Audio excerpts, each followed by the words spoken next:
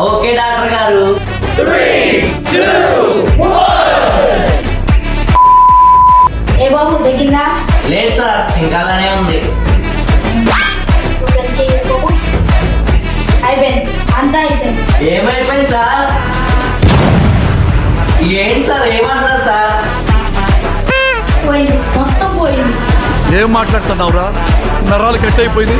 ఏం పోయింది సార్? జ్వరం ఎగురుకుంటూ పోయింది అయ్యా. అమ్మయ్య, బతికించారు. నేను ఇంకా ఏదో అనుకున్నాను. అయిపోయి